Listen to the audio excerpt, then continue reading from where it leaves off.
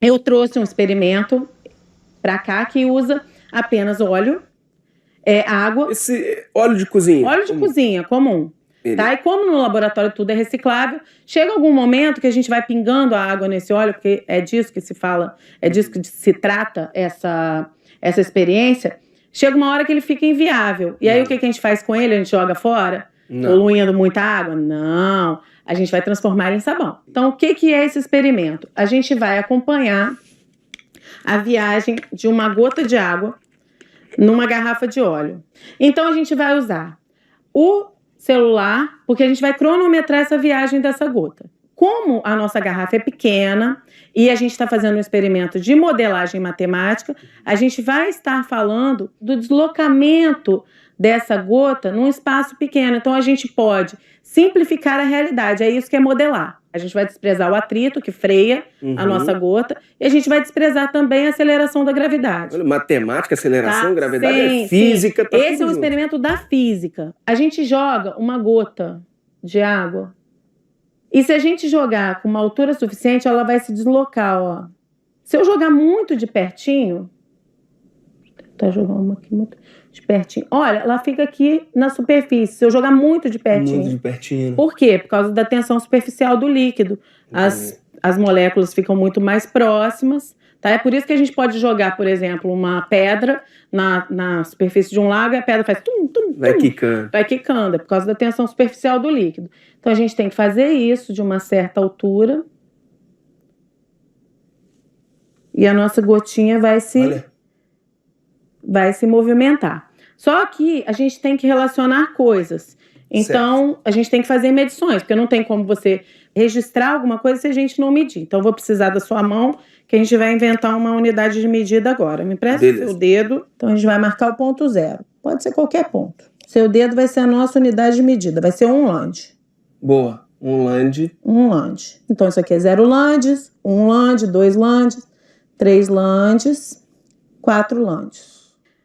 Você tem que ficar com o celular na mão, na função cronômetro. Eu vou jogar a gota e você tem que observar. Quando a gota ultrapassar a marca 0 land, você dá play. O cronômetro ele tem uma função que é a função volta, ou lap.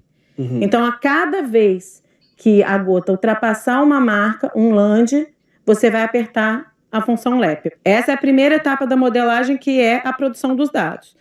Depois a gente vai usar o celular deles para analisar esses dados. Quando chegar no marco 0, que é 0 land, você dá o play.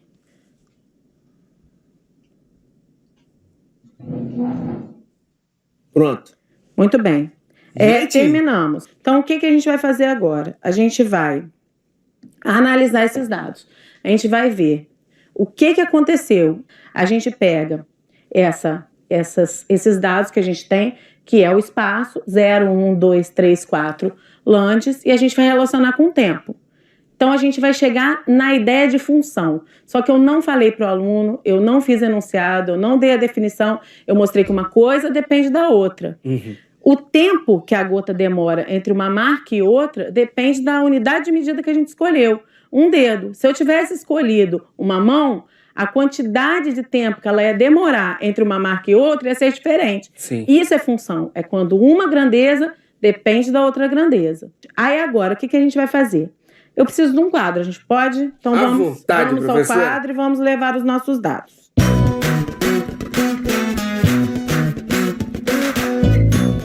A gente vai analisar esses dados. Então, para isso que serve um plano cartesiano. Um plano cartesiano ele nos permite relacionar uma grandeza com outra. Nesse caso, o nosso espaço, e o nosso espaço ele está em lands. E tempo. E o nosso tempo está em segundos. O 0 é a origem, é o início do nosso experimento. Eu vou fazer aqui uma tabelinha. Vamos escolher uma abreviatura para um land. Um land fica sendo um LD. Gostei disso, em lands por segundo. Land, LD. LD. Vai ser um gráfico land por segundo, exatamente. Muito bem. Então, a gente vai colocar o land e a gente vai colocar o segundo, certo? Os lands já estão gravados. É 0 land, 1 land, 2 lands, 3 lands e 4 lands. Quando a gente está no marco 0, obviamente a gente vai estar em 0 segundos, porque a gente está iniciando o nosso experimento. Certo. Agora vamos dar uma olhadinha, é de baixo para cima que a gente lê, tá? Quando passa no marco 1, 1,84 segundos. Quando passa no marco 2, 3,73 segundos. Quando passa no marco 3, 6,58 segundos. Quando passa no marco 4, 8,65. É para isso que serve uma tabela. É para organizar os nossos dados. Eu vou... espaço em Land, eu preciso do seu dedo aqui. Aqui vai ser a nossa medida. Sim. Então, segundos eu vou usar mais ou menos o mesmo tamanho. Aqui a gente vai usar aproximações, que é uma coisa que não é muito bem vista em aula de matemática. Normalmente o aluno quer um resultado exato. Exato, né? Só que aqui a gente tem uma série de inconsistências que estão acontecendo. Tem o tempo que a gente demora para olhar, tem um errinho acontecendo. Será que está passando exatamente? Será que está passando exatamente? O nosso material não é o melhor, as nossas unidades de medida não são as mais apuradas. Então a gente tem que trabalhar com a ideia de erro, de aproximações. Isso também é muito pouco usado na matemática. E, ao contrário, é muito usado na vida. Então, vamos marcar aqui os nossos pares ordenados. Quando eu tenho um Land, eu estou mais ou menos em 1,84, que é quase 2 segundos. 1,84 segundos. E eu gosto de trabalhar desse jeito, bem grosseiro mesmo. Porque a gente está trabalhando com estimativas. Ó, quando a gente tem 2 Lands, eu estou com 3,73 segundos. 3,73 segundos, 1, 2, 3, 4. É quase 4 segundos. Sim. Não é no meio, que seria 3,5, é um pouquinho depois. Assim. Vamos marcar o nosso próximo ponto.